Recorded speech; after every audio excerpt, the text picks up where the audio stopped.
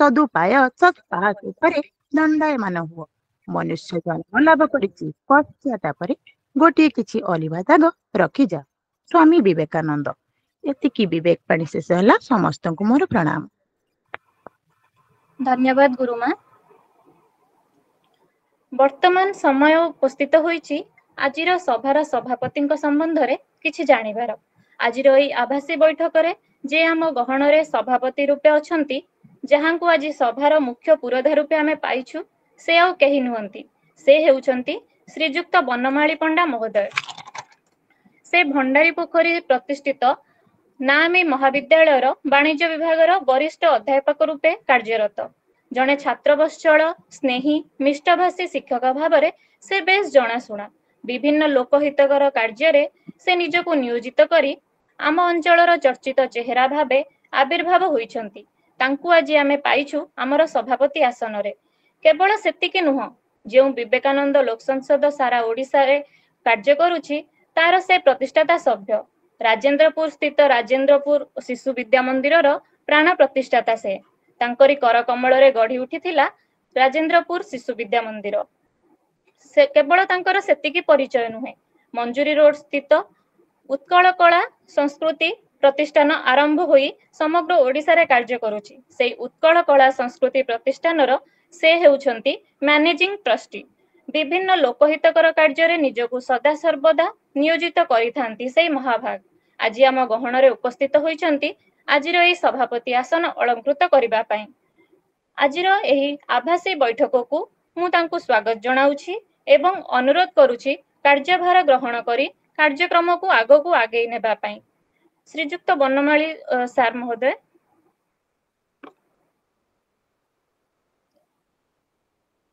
सार बनमाली सार आसलेनी कि? अछंती सार अछंती। आज्ञा सर।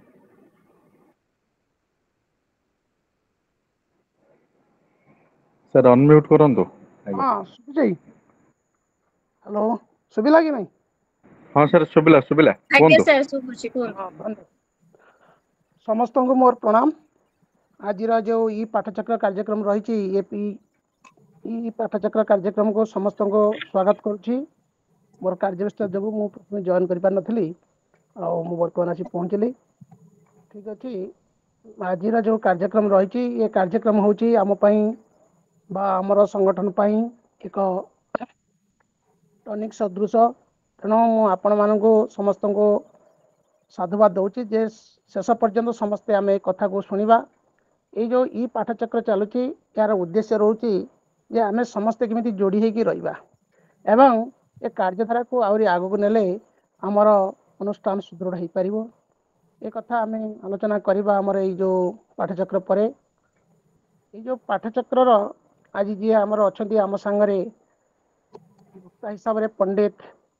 काशीनाथ दास महोदय मुझे स्वागत करुच्ची एवं से तांकर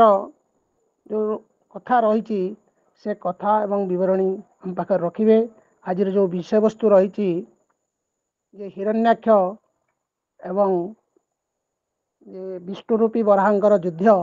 ये एक अत्यंत उपादेय तथ्य रही जे केवल जे भागवतर जो गोटे गोटे अध्याय रही से अध्याय को जे आम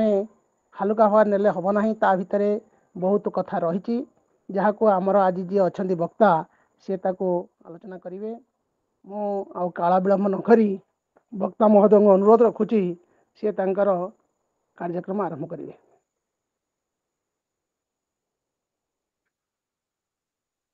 हरि ओम।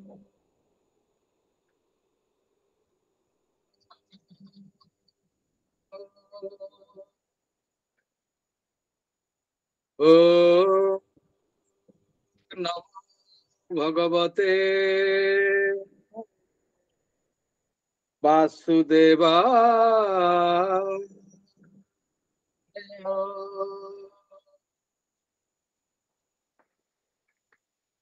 ओम अयमारंभ शुभाय भवतु शुभाय भवतु। मंगलम विष्णु मंगलम मधुसूदन मंगलम पुंडरीकाक्ष मंगलम पुरुषोत्तम माधव माधव वाक्यं माधव माधव हरि स्मरन्ति साधवा नित्यं सर्वकार्ये माधव ओ नीलाचल निवासाय नित्याय परमात्मने बलभद्र सुभद्राभ्यं जगन्नाथायते नमः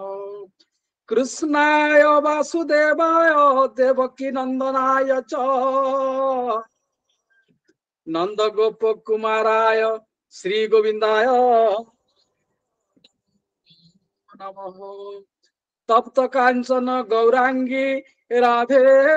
वृंदावनेश्वरी वृषभानुसुतां देवी प्रणतस्मी हरि प्रिय जहांक मुखरे सरस्वती वक्षस्थल लक्ष्मी हृदय रे ज्ञान रूपक नृसिंह से भगवान को मु प्रणाम करुची भगवान श्री कृष्णंकर साक्षात स्वरूप साक्षात बाणमय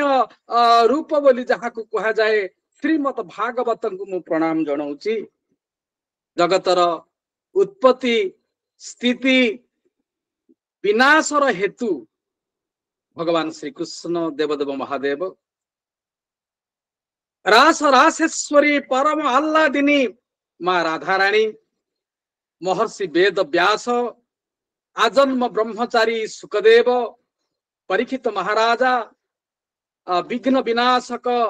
गणेश देवंकर देव महादेव जहांक हृदय रे पर्वत नंदिनी पार्वती सुशोभिता अनंत शक्तिर उच्च माँ पार्वती तंकु मु प्रणाम जनाऊची हरिकथा रसिक वीर बजरंग बाली प्रातः स्मरणीय संध्या वंदनीय एवं समस्त गुरुजी गुरुमा एवं वरण्य पूज्य स्वामी विवेकानंद लोक संसद विचारधार भागवत दर्शनर वरण्य सभापति महोदयसु मोर अति प्रिय विपिन सारे एवं अनुसया गुरुमा रामप्रसाद बाबू एवं शारदा विद्या मंदिर समस्त कर्मकर्ता तथा प्रधान गुरुजी गुरुमा मुझे सर्वाग्रे प्रणिपात जनाऊची आदि आपण मानकर निष्ठा चेष्टा एवं प्रचेष्टा जार फल स्वरूप मनज्ञ मंजुल एवं एते सुंदर भगवान कथा प्रतिध्वनित होउची ए होची भगवान भगवान बाणमय कथा भागवत आपण मानक मु प्रणाम जनाऊची सतीर्थ अतिथि वृंद आपण मानकर बलिष्ठ नेतृत्व ए समाज को दिग्दर्शन दउची एवं भागवतर स्रष्टा श्री व्यासदेव जी एवं सुखदेव परीक्षित महाराज को प्रणाम करुची आज एक कथा न कहिले कथाटा मोर अपूर्ण रही जीव मु दंडवत करुची माटी माँ को जो माटी माँ होची आम मानकर माँ से माटी माँ पूजन दिवस आज जहाँ को यजुर्वेद कहती क्रांति कृषि और आश्रयर दाता भूमि तुमको मु अनंत कोटि प्रणाम जनाऊची जननी जन्म भूमिश्च स्वर्गादपि गरियसी अर्थात आज पवित्र दिन रे हे माँ भूमि माँ तोते कर्षण करी आमे पोषण पाऊ आज कृषक दिवस रे बा आमे जहाँ को कहूचे अठी माने अक्षय तृतीया रे आज सुवर्ण रे तो शरीर को आम शोधन करुचु तोर प्राकृतिक दृश्य तोर सुदला सफला शस्य श्यामला तोर आम मान को मुग्ध करू खाली एतिके कहीदेले आपण माने पीड़ित हेबे नाही। आज होची सृष्टिर प्रथम दिन जेतेबेले सत्यजुग आरंभ हेले से सत्यजुग ए वैशाख शुक्ल पक्ष तृतीय दिन रे आरंभ हेइथिले। सृष्टिर प्रथम दिन आज आज उत्कलर वरेण्य भक्त कवि जयदेव तांकर आज जन्मदिन भगवान षष्ठ अवतार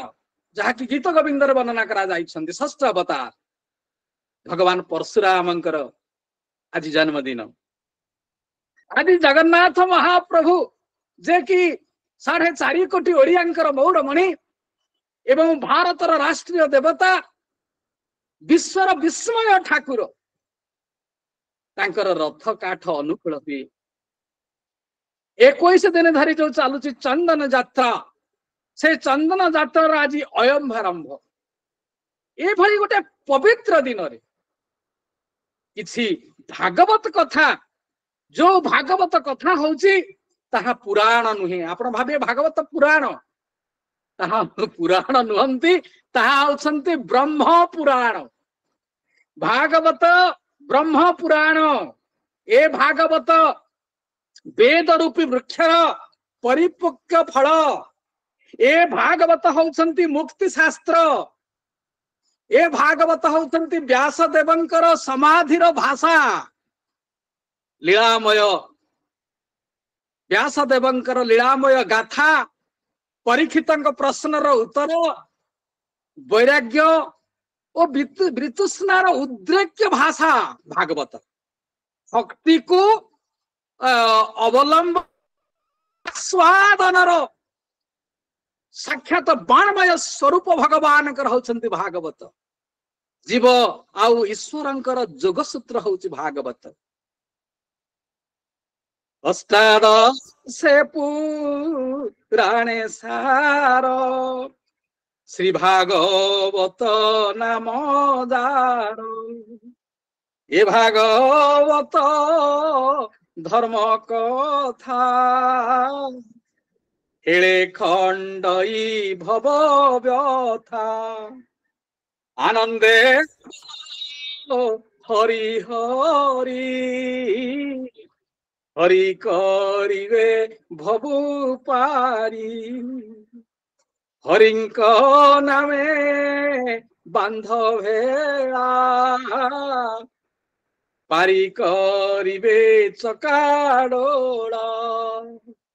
यह हଉଛି प्रकृति रे ये भव व्यथा दूर करे आपण माने मन रे प्रश्न आसीबो जे केमिति भव भव व्यथा दूर करे बोली आपण कहउछन्ते कारण जीवन रे प्रकृति रे जदि प्रश्न पचरा जाए मु किए बा मु कहार ए भली प्रश्न पचरा जाए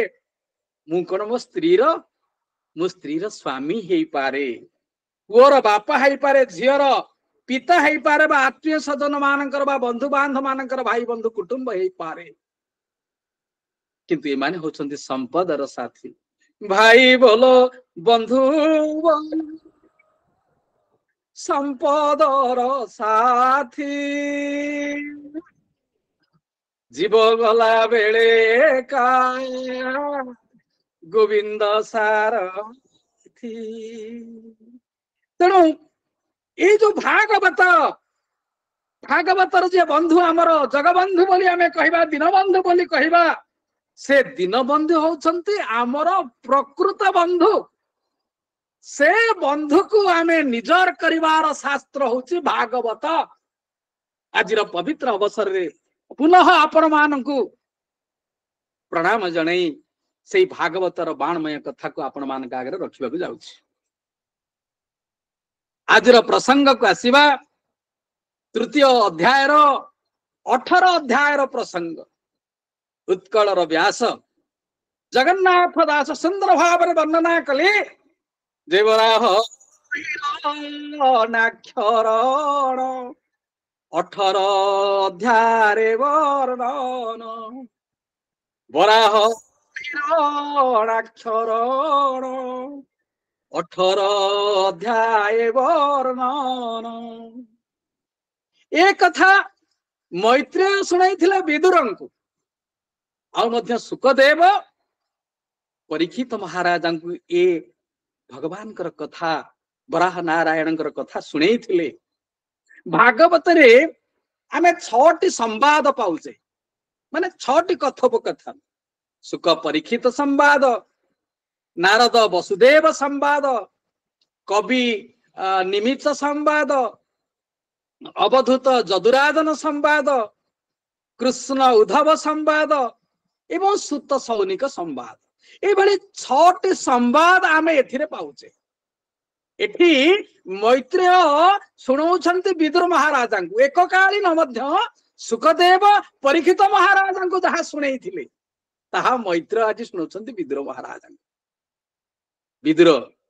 ଗଙ୍ଗା ନଦୀ କୂଳରେ ଚାଲୁଛନ୍ତି ମୈତ୍ରେୟ ମୁନିକି ଦର୍ଶନ କରିବା ପାଇଁ। ବାଟରେ ଯାଉଛନ୍ତି, ଗଙ୍ଗା ନଦୀର ଗୋଟିଏ ତୁଠରେ ଯାଇକି ପହଞ୍ଚି ଯାଇଛନ୍ତି। ସେ ତୁଠରେ ଗୋଟିଏ ପଥରଟିଏ ପଡିଛି। ବିଦୁର ଭାବୁଛନ୍ତି ମନେ ମନେ, କହିଲେ ହେ ପଥର, କେଡେ ଭାଗ୍ୟବାନ ତୁମେ, କେଡେ ଭାଗ୍ୟବାନ ତୁମେ, କେତେ ମହାନ ପୁଣ୍ୟାତ୍ମା ମାନେ ତମର ଉପରେ ପଦସ୍ପର୍ଶ କରିଛନ୍ତି। କେଡେ କଥା, ସୁନ୍ଦର କଥା। ଏଇ ପଥରରେ ମଧ୍ୟ ମହର୍ଷି ମୈତ୍ରେୟଙ୍କର ପଦାଜ ପଡିଥିବ। ପୁଣି ଭାବୁଛନ୍ତି, ବିଦୁର ମହାରାଜ ଭାବୁଛନ୍ତି, କହିଲେ ମୋର କିଛି ଦୋଷ ଅଛି ବୋଧେ। ମୋର ଯଦି ଦୋଷ ନଥାନ୍ତା ମୁଁ ମୈତ୍ରେୟ ମୁନିଙ୍କର ଦର୍ଶନ ପାଉନାହିଁ କାହିଁକି? ମୁଁ ସିନା ଜାତିରେ ହୀନ ହେଇଗଲି, ମୁଁ ତ ଅଧମ ନୁହେଁ। ମୁଁ ସିନା ପାପୀ, ହେଲେ ଅଧମ ତ ନୁହେଁ। ତେବେ ମହାତ୍ମା ମୈତ୍ରେୟ ମତେ ଧର୍ମ ଉପଦେଶ ଦେବେ, ମୁଁ ଏ କଥା ଭାବୁଛି। ମତେ କଣ ପାଖରେ ବସେଇକିରି ତାଙ୍କର ଧର୍ମ କଥା କହିବେ? ଯୋଉ କଥା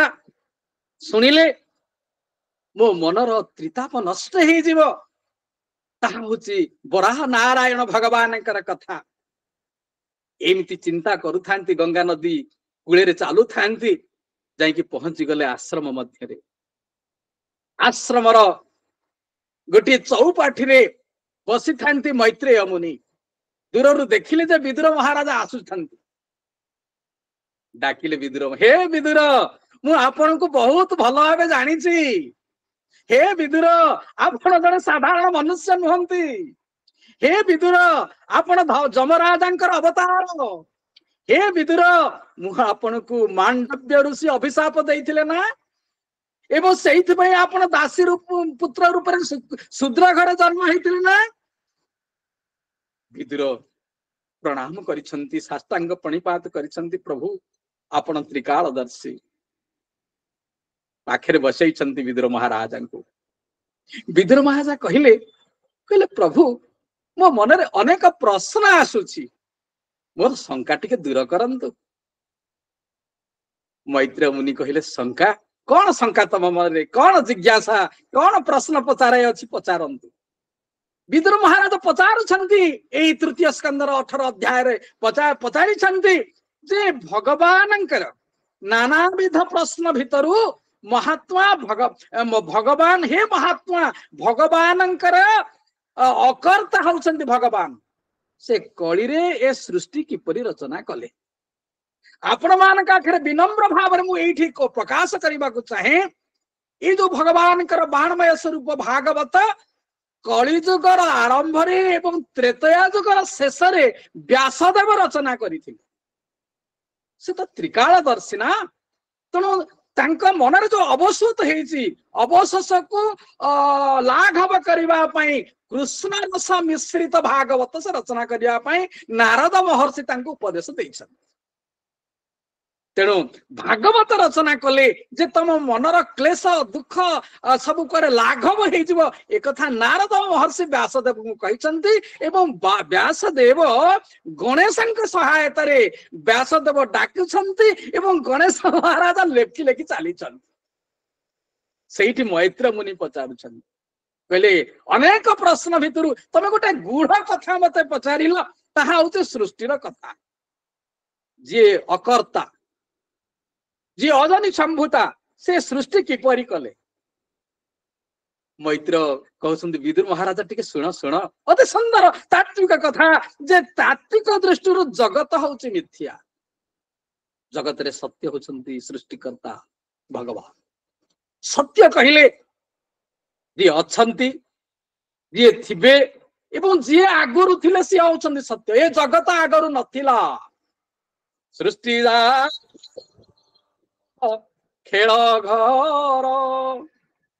ए सृष्टि हूँ भगवान खेल एवं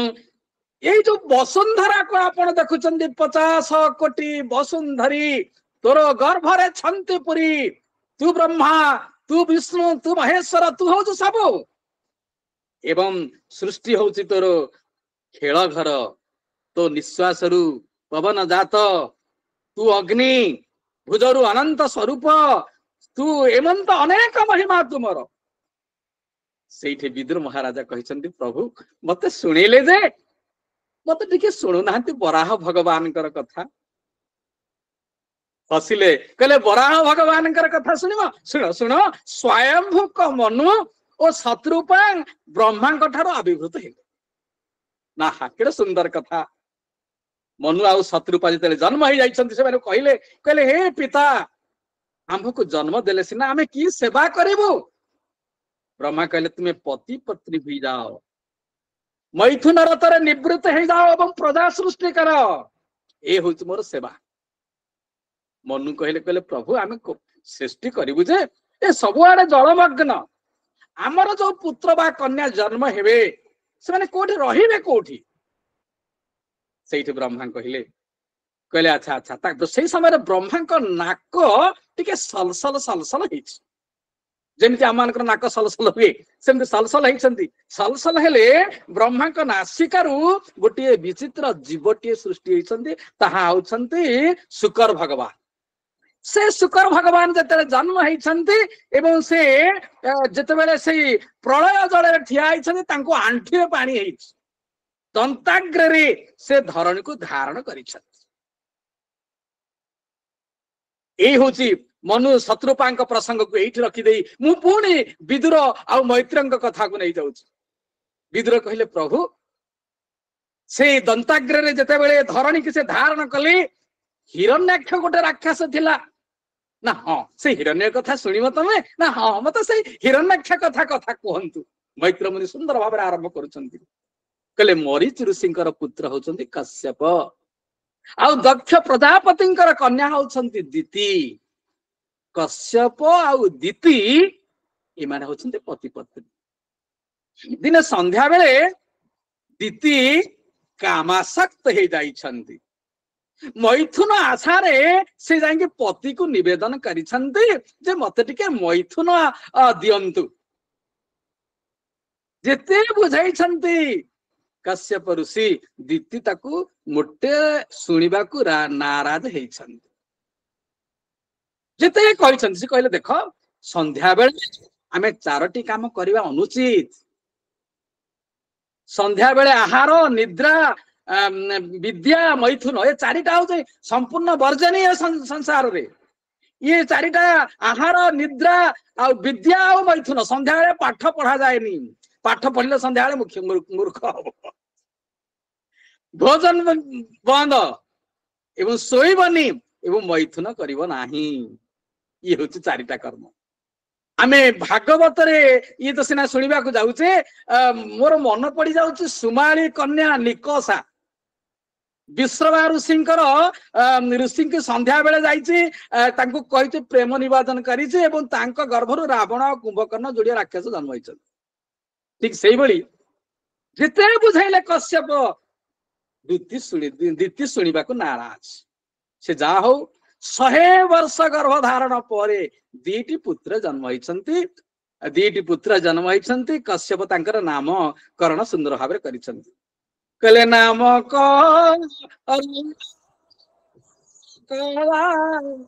बेनी पुत्र नाम देला वज्र कठिन देखी बापू गोइला हिरण्य कश्यपु कहला इटा बड़टा तो कौन यार देहटा वज्र ठारू आहरी कठिन एटा को हिरण्य कश्यप ना दे दियो द्वितीय पु हूँ तार अनुज तहु दक्ष आउ कल्पिला नाम हिरणाक्ष हिरणाक्ष हूँ प्रकृत रे किए हिरणाक्ष हूँ लोभर प्रतीक लोभरु पाप एवं पापरु मृत्यु से जो हिरण्याक्ष कम समय भीतर मरी जाइछि एवं भगवान ताको बराह रूप में मारी आम समस्ते जानी बराह हूँ बर अह बराह बर माने श्रेष्ठ अह माने दिवस जो दिन श्रेष्ठ कर्म हुए से दिन टी हूँ श्रेष्ठ दिन अर्थ श्रेष्ठ कर्म जो श्रेष्ठ दिवस हुए जो कर्म रे प्रभु प्रसन्न हुंती ताहा हूँ सत्कर्म कारण भगवान सचित आनंदमय सचित आनंदमय हूँ कौन सचिता विशत्पत्ते पापत्रय विनाशाय श्री कृष्ण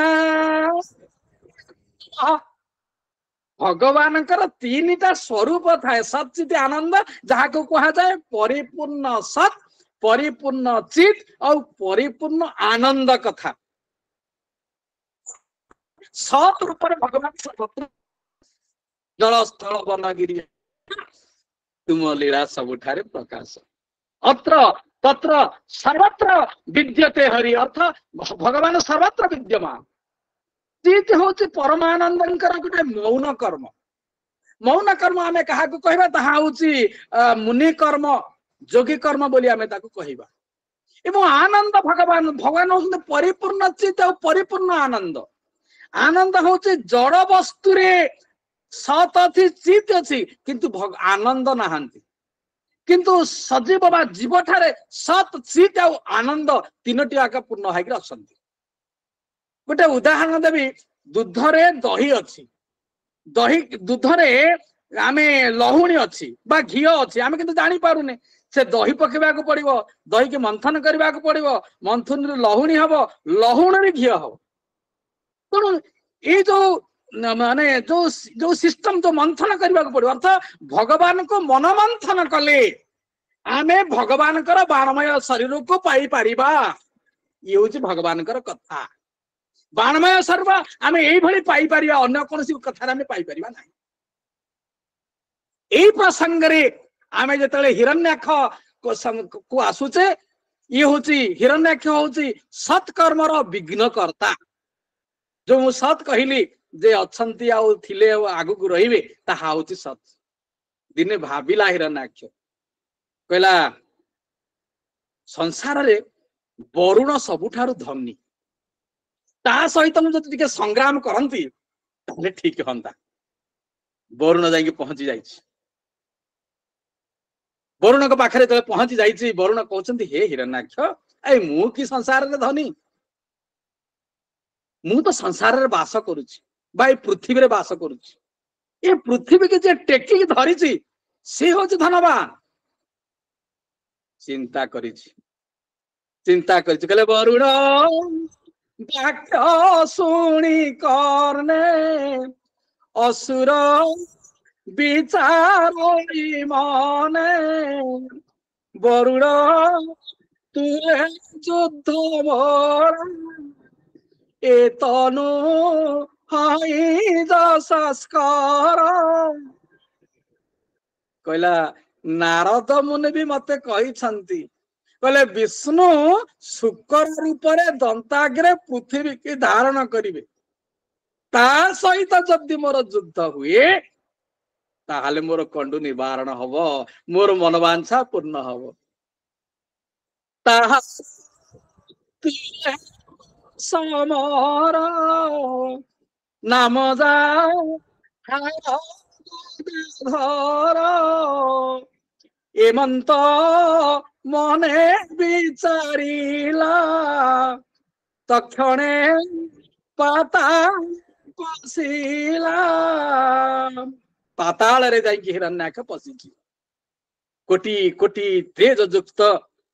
जो प्रभु तांकु देखी टिके भय आखि बंद कर हिरण्याक्ष टिके पुणी आखि खोली दौची कहला ये किए ये गोटे कौन तो बराह ये कौन विश्व विजयी हो पारे गोटे बराह कौन विश्व विजयी ये कौन कमी दंताग्रे पृथ्वी की टेकिक धरी ये कौन उज्जवल रक्तिम भली देखा जाउची तार ज्योति रे सबुआड़े आलोकित हो जाउची दैत्यर तेज हरण हो जाइची से हूँ हिरण्याक्ष हिरण्याक्ष कहूची कहला कहला जोर टिके हसी उठुची हिरण्याक्ष कहला ये गोटे वन्य प्राणी वन्य पशु ये कुआड़ू आसला ये केबे गदाधर नुहंती अरे या संगे कौन समर करी ये तो गोटे वन्य पशु ताहार तुले मो समर नाम गदाधर कहला नारद मते कौन आ भूल कहले कहले मु ता संगे युद्ध करी जी हूँ गदाधर यार गदा कहीं ये तो दंताग्र रे पृथ्वी की धरीची गोटे कथा सत्य जना जाउची कि गदा कहीं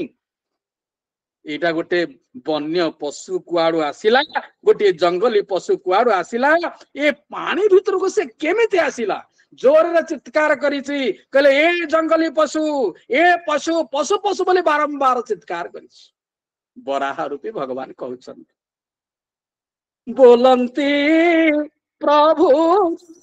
निधि सुन हो असुर दुर्बुद्धि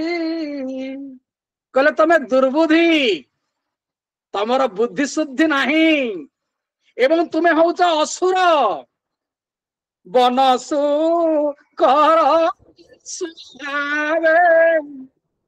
मोर बनसु कर स्वभावे मोर हिमासुर कहले तू जहा अनुमान करिछु मु वन्य शुकर हे पारे किंतु मोर महिमा तू जानिनु मोहर तोहर प्राण स्वान गण मोतुले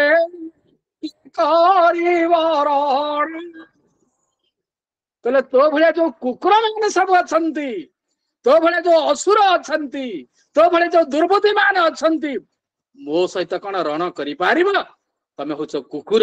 कुकुर एवं कुकुर बारंबार से उच्चारण कर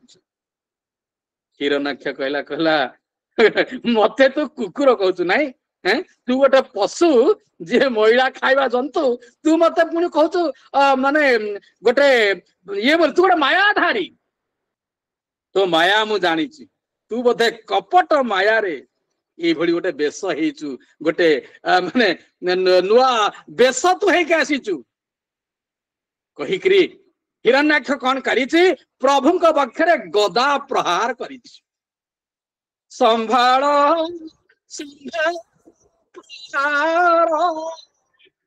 एथर तुम सार हिरण्याक्ष जोर रे चित्कार करिछि एवं गदा प्रहार करिछि कहले संभाळ संभाळ एथर तोर मरिबाटा सार मरिबाटा तोर सार गदारे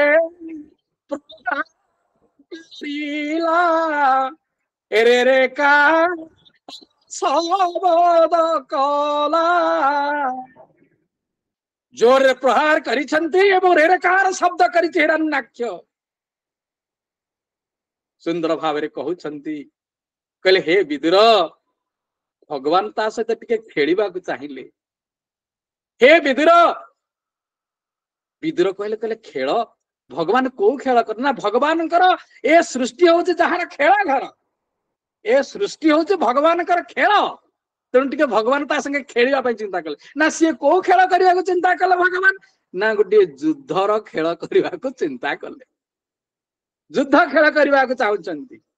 आ कहले रे दैत्य तू जितवा को चाहूटी ए शस्त्र को उठे ने पुणी थर मत आक्रमण करे अस्त्र को गदाटी पकई पुणी धरी गर्जन ସୁର ଖେଳ କରନ୍ତି ଚକ୍ରଧର ଧରିଣ ସୁର ଗର୍ଜନ କରେ ଭଗବାନ ବାରମ୍ବାର ଗଦାଟି ପକେଇ ପକେଇ ଦିଅନ୍ତି ଏବଂ ସେ ଅସୁର ବାରମ୍ବାର ସେ ଧରିକିରି ପ୍ରଭୁଙ୍କୁ ଆଘାତ କରିବାକୁ ଲାଗେ, ବହୁତ ଗର୍ଜନ କରି। ଭଗବାନ ବ୍ୟାସଦେବ କଲମ କରୁଛନ୍ତି, ଗୋଟେ ସୁନ୍ଦର କଥା ସେଥିରେ ଲେଖିଲେ, ଯାହାକି ବ୍ୟାସଦେବଙ୍କର ଭାଗବତରେ ଏ କଥା ସୁନ୍ଦର ଭାବେ ବର୍ଣ୍ଣନା କରାଯାଇଛନ୍ତି। କହିଲେ ଗରୁଡ଼ ସାପକୁ ଧରି ପଳାଇବା ପରି, ଅର୍ଥାତ ଭଗବାନ ଗଦାଟିକୁ ଧରି ପକେଇଛନ୍ତି, ବାରମ୍ବାର ସିଏ ପକଉଛନ୍ତି, ଭଗବାନ ତାକୁ ଫିଙ୍ଗି ଦଉଛନ୍ତି, ପୁଣି ସେ ଧରିବା ପାଇଁ ଚିନ୍ତା କରୁଛନ୍ତି। ଭଗବାନ କହନ୍ତି ଉଠା, ଯୁଦ୍ଧ କରେ, ଯୁଦ୍ଧ କରେ। ଭଗବାନ ତ ମହା ଖେଳାଳି ନା, ସୃଷ୍ଟି ଯାହାର ଖେଳ ଘର, ଏ ସୃଷ୍ଟିଟା ହଉଛି ତାଙ୍କର ଖେଳ ଘର, କାରଣ ସେ ହଉଛନ୍ତି ଯନ୍ତ୍ରୀ,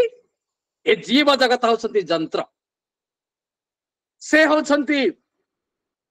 ସ୍ରଷ୍ଟା, ଏ ଜୀବ ଜଗତ ହଉଛନ୍ତି ସୃଷ୍ଟି, ସେ ହଉଛନ୍ତି ପରମ, ଆମେ ହଉଛେ ଜୀବ, ଆମେ ହଉଛେ ଭକ୍ତ, ସେ ହଉଛନ୍ତି ଆମର ଭଗବାନ ଏବଂ ସେ ହଉଛନ୍ତି ଆମର ସ୍ୱାମୀ। ତେଣୁ ସେ ହଉଛନ୍ତି ସର୍ବମୟ କର୍ତ୍ତା, ସେ ହଉଛନ୍ତି ସ୍ରଷ୍ଟା, ଆମେ ତାଙ୍କର ସୃଷ୍ଟି ନିମିତ୍ତ ମାତ୍ର। ଗରୁଡ଼ ସାପକୁ ଧରିଲା ପରି ବ୍ୟାସଦେବ କହୁଛନ୍ତି ଯେ ଗରୁଡ଼ ସାପକୁ ଧରି ପକେଇଲା ପରି ଭଗବାନ ଗଦାଟିକୁ ଧରି ପକେଇଲେ, ଆଉ ଦୈତ୍ୟର ତାର ଉଦ୍ୟମ ସବୁ ଯେତେବେଳେ ଧରି ପକେଇଛନ୍ତି ପ୍ରଭୁ, ଦୈତ୍ୟର ଉଦ୍ୟମ ସବୁ ବୃଥା ହେଇଯାଇଛି, ବୃଥା ହେଇଯାଇଛି, ବୃଥା ହେଇଯାଇଛି, ସବୁ ଗର୍ବ ଭାଙ୍ଗି ଯାଇଛି, ତେଜ ତାର ନଷ୍ଟ ହେଇଯାଇଛି। ଭଗବାନ କହିଲେ ଆଚ୍ଛା ହଉ, କିଛି ଚିନ୍ତା କରେନି, ପୁଣି ଗଦାକୁ ଉଠା, ଆରେ ଗଦା ଉଠା, ଯୁଦ୍ଧ କରେ, ଯୁଦ୍ଧ କରେ ଏବଂ ପୁଣି ଗଦାକୁ ଉଠା, ଗଦାକୁ ଉଠା। ଏଇଭଳି ସୁନ୍ଦର ଭାବରେ ପ୍ରଭୁ ତାଙ୍କୁ କହି କହି ଚାଲିଥାନ୍ତି ଏବଂ ସେଇଠି ମୈତ୍ରେୟ ମୁନି ପଚାରୁଛନ୍ତି, ବିଦୁର ମହାରାଜା ଶୁଣୁଛ କେଡ଼େ ସୁନ୍ଦର କଥା? ନା ପ୍ରଭୁ, ଆପଣ ଏଇ ଯୋଉ କଥା ଗୁଡିକ କହୁଛନ୍ତି, ଯୁଦ୍ଧ ତ ତାଙ୍କର ଚାଲିଛି, କିନ୍ତୁ ଏ ହଉଛନ୍ତି କିଏ? ତୁଳସୀ ଦାସଙ୍କ କଥା ମୁଁ ଆପଣ ମାନଙ୍କୁ ନେଇଯାଉଛି, ତୁଳସୀ ରାମାୟଣଙ୍କୁ। ତୁଳସୀ ଦାସ ସୁନ୍ଦର ଭାବରେ ବର୍ଣ୍ଣନା କରିଛନ୍ତି ଯେ ଦ୍ୱାରପାଲ ହରିକେ ପ୍ରିୟ ଦଉ, ଜୟ ବିଜୟ ଜାନ ସବକ। ଆମେ ସମସ୍ତେ ଜାଣିଛେ ଜଣେ ଅଛନ୍ତି ଜୟ ଆଉ ଜଣେ ବିଜୟ। ପ୍ରଭୁଙ୍କର ଦ୍ୱାରପାଳ ଏବଂ ଦ୍ୱାରପାଳକୁ ଏବଂ ଚତୁଃଶନକ ଯେତେବେଳେ ଆସିଛନ୍ତି ପରମ ବ୍ରହ୍ମଙ୍କୁ ଦର୍ଶନ କରିବା ପାଇଁ, ଏବଂ ଏ ଜୟଙ୍କୁ ଛାଡି ନାହାନ୍ତି, ଆମେ ସମସ୍ତେ ଜାଣିଛେ। ଏବଂ ସେଇଠି ଚତୁଃଶନକ ତାଙ୍କୁ ଅଭିଶାପ ଦେଇଛନ୍ତି, କହିଲେ ଆମେ ଷଷ୍ଠ ଦ୍ୱାର ପର୍ଯ୍ୟନ୍ତ ପଳେଇ ଆସୁଛୁ, ଆଉ ଗୋଟିଏ ଦ୍ୱାର ପରେ ଆମେ ପରମ ବ୍ରହ୍ମଙ୍କର ଦର୍ଶନ କରିଥାନ୍ତୁ, ତୁମେ ଭଗବାନଙ୍କର ପାରିଷଦ ହେଇ ତମେ ଚିହ୍ନି ପାରୁନ, ତେଣୁ ଅଭିଶାପ ଦଉଛୁ, ତମେ 3 ଜନ୍ମ ପର୍ଯ୍ୟନ୍ତ ରାକ୍ଷସ ହେଇଯାଅ, ରାକ୍ଷସ ହେଇଯାଅ, ରାକ୍ଷସ। ପ୍ରଭୁ ଲକ୍ଷ୍ମୀଙ୍କ ସହିତ ଖେଳୁଥିଲେ, ପଶା ଖେଳୁଥିଲେ, କଣ ହେଲା ବୋଲି ଲକ୍ଷ୍ମୀକି ସାଙ୍ଗରେ ଧରି ଦ୍ୱାର ନିକଟକୁ ପଳେଇ ଆସିଛନ୍ତି ଏବଂ ସେଇ ସମୟରେ ଚତୁଃଶନକ ପ୍ରଣାମ କରିଛନ୍ତି ଏବଂ ବ୍ରାହ୍ମଣ ଚତୁଃଶନକଙ୍କର ଅଭିଶାପ ଯେତେବେଳେ ପାଇ ଯାଇଛନ୍ତି, ଏ ଜୟ ବିଜୟ ପାଦ ତଳେ ପଡି ଯାଇଛନ୍ତି। କହିଲେ ପ୍ରଭୁ ଆମର ଏଥିରେ ଦୋଷ କଣ? ଆପଣ ପଶା ଖେଳୁଥିଲେ ଏବଂ କାହାକୁ ଅନୁମତି ମତେ ଦେଇନଥିଲେ, ଆମ ମାନଙ୍କୁ ଅନୁମତି ଦେଇନଥିଲେ ଭିତରକୁ କାହାକୁ ଛାଡିବା ପାଇଁ, ତେଣୁ ଆମେ ଛାଡିଲୁ, ଆପଣଙ୍କ ଆଦେଶ ପାଳନ କରି ଆମେ ଆଜି ରାକ୍ଷସ ଜନ୍ମି ପାଉଛୁ। ଭଗବାନ କହିଲେ କିଛି ବ୍ୟସ୍ତ ହବାର ନାହିଁ, ପ୍ରଥମ ଜନ୍ମରେ ତମେ ହିରଣ୍ୟକଶ୍ୟପ ହବ, ମୁଁ ନୃସିଂହ ଅବତାରରେ ତମକୁ ଉଦ୍ଧାର କରିବି, ପୁଣି ହିରଣ୍ୟାକ୍ଷ ହବ, ମୁଁ ବରାହ ରୂପରେ ତମକୁ ଉଦ୍ଧାର କରିବି, ତାପରେ ଦ୍ୱିତୀୟ ଜନ୍ମରେ ତମେ ରାବଣ କୁମ୍ଭକର୍ଣ୍ଣ 2 ଭାଇଜା ହବ, ମୁଁ ଶ୍ରୀରାମ ରୂପରେ ତୁମକୁ ଉଦ୍ଧାର କରିବି, ତୃତୀୟ ଜନ୍ମରେ ତମେ ଶିଶୁପାଳ ଦନ୍ତବକ୍ର ହବ, ମୁଁ ଭଗବାନ ଶ୍ରୀକୃଷ୍ଣ ରୂପରେ ତମକୁ ଉଦ୍ଧାର କରିବି। ପ୍ରକୃତରେ ଦେଖନ୍ତୁ ଭକ୍ତ ଆଉ ଭଗବାନଙ୍କର କେଡ଼େ ବିଚିତ୍ର ଲୀଳା। କହିଲେ ଦେଖ ଚତୁଃଶନକ ଯେତେବେଳେ ଅଭିଶାପ ଦେଇଛନ୍ତି ଜୟ ବିଜୟ, କହୁଛନ୍ତି ପ୍ରଭୁ ଆମେ 3 ଜନ୍ମ ପାଇବୁ ନା, ହଁ ଶୁଣ ଗୋଟେ ସର୍ତ୍ତ, ना कौन से शर्त ना मो सांगरे तमे युद्ध करिवो मो सांगरे तमे माने युद्ध कले तमे मते पाइबो जदि मो संगे मित्रता कर ताहले पुणी 100 जन्म पर्यंत मते जन्म होउथिबो मते पाउ नथिबो जन्म होउथिबो मते पाउ नथिबो किंतु 3 जन्म पर्यंत मो संगे जदि शत्रुता कर तमे पाइबो एवं जेहेतु तमे मोर भक्त तमे जते 3 थर जन्म होउछ मु किंतु 4टा जन्म नेबी हिरण्यकश्यपु सॉरी नृसिंह वराह श्रीराम और श्रीकृष्ण तले तमे 3 थर जन्म हैला बेले दी भाई जाक 3 थर जन्म हैला बेले मु किंतु 4 थर जन्म हेबी 4 थर जन्म हेबी मुकुत न फते भगवान 3 जन्म दिल वचन प्रदान श्री राम जय जय राम श्री राम जय जय कहले मुकुत न भय हाथ भगवान अप्रिय हेले भगवान को तुम पाइब 3 जन्म पर्यंत जदि तुम मो संगे मित्रता कर ताले 100 जन्म तुम भोगिबा को पड़े मैत्र मुनि सुंदर भाव कथा कहला परे विदुर पचार कौन युद्ध एमती चली प्रभु ना प्रभु आकाश मार्गरु ब्रह्मा सुंदर भाव कहले प्रभु ए दैत्य टका अधिक अधिक खेलांतु ना मो प्रभु शीघ्र मारी दियंतु राक्षस गदारु हरि त्रिशूल निक्षेप कर भगवान को एवं से त्रिशूल दाउ दाउ होई चमकिबा को लागिछि एवं भगवान चक्र द्वारा से तीक्ष्ण धार त्रिशूल को काढ़ी नहीं भगवान ए भली युद्ध चली एवं ए युद्ध रे वराह भगवान मनु को पृथ्वी को समर्पण करिसंती एवं निजे बद्रीनारायण स्वरूप लीन हो जाइछंती एक कथा में जानिचे एथु आमे शिक्षा कोन लाभ कले ए भागवतर जो कथा मृत बोली आमे कहूचे एथु कोन शिक्षा लाभ कले लोभ पापस्य कारणं अर्थात लोभरो पाप आ पापरु नष्ट हुए मनुष्य जीवन रे जे पर्यंत पाप अछि तार शांति मिलिबो नाही शांति मिलिबो नाही ताले शांति कोठ अछि शांति होउची भगवानंकर बाणमय स्वरूप को जदि स्मरण करि जाय गडा दंडे निमिष क्षणे मात्र मो नाम जपुथिबो नित्य कारण मनुष्य संसारटा दुखमय आमे मानकर चपल दरकार आमे पादुकालय को जाउचे चपल किनिमा पई आम मानकर विद्या दरकार विद्यालय को जाउचे आम मानकर भोजन जाउचे भोजन दरकार भोजन किनिबा पई आमे भोजनालय जाउचे आमर वस्त्र दरकार वस्त्र किनिबा पई आमे वस्त्रालय जाउचे सेही भली दुख किनिबा पई आमे दुखालय को जाउचे ए संसार रो अन्य नाम होउची दुखालय तेणु दुखालय आमे दुख किनिबा को आसीचे अन्य किछि सुख किनिबा को आसीने दुख किनिबा को आसीचे एवं साधु संग शांतिर कारण सहज सूत्रे मिलंती सत्य नारायण लो कोइली साधु संग शांतिर कारण सुंदर भाव आम ये शिखिले जे साधु संग ब्रह्म ज्ञान पाई निष्काम भक्ति कर प्रभु शंखासुर को मारिबा को मत्स्य अवतार हेथिले समुद्र मंथन पाई कश्यप अवतार हेथिले हिरण्याक्ष को मारिबा पाई वराह अवतार प्रभु हेचंती एवं भागवत रे 24 अवतार प्रसंग कथा कहा जायछि एवं आमर भक्त कवि जयदेव तांको 10 अवतार रे सीमित करिसंती एवं ये जो द्वारपाल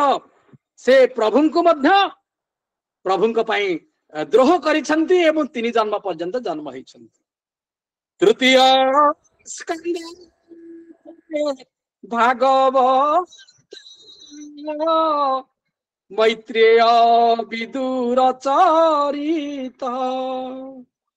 ଯେତେ କହିଲେ ହରିବାଣୀ ଶୁଣି ସଂସାରୁ ତର ପ୍ରାଣୀ ଭାଷା ପ୍ରବନ୍ଧେ ଭଗବନ୍ତ କହିଲା ବିପ୍ର ଜଗନ୍ନାଥ ସୁଜନେ ମନ ଧର ମୁଁ ତୁମ୍ଭ ଶରଣେ କିଙ୍କର ମୁଁ ତୁମ୍ଭ ଶରଣେ କିଙ୍କର ମୁଁ ତୁମ୍ଭ ଶରଣେ କିଙ୍କର।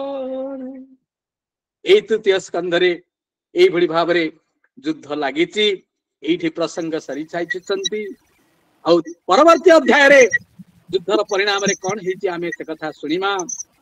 ଆଜି ପାଇଁ ବାଣୀକି ଏଇଠି ଆମେ ବିଶ୍ରାମ ଦେବା ଏବଂ ସମୟର ନିର୍ଯାସ ଅନୁସାରେ ଆମେ ଯଦି ବାଣୀକି ବିଶ୍ରାମ ନ ଦେବା ତାହେଲେ ସମୟ ପାଖରେ ଆମେ ଦ୍ରୋହୀ ହବା। ଆଉ ଆପଣ ମାନେ ହଉଛନ୍ତି ବିଜ୍ଞ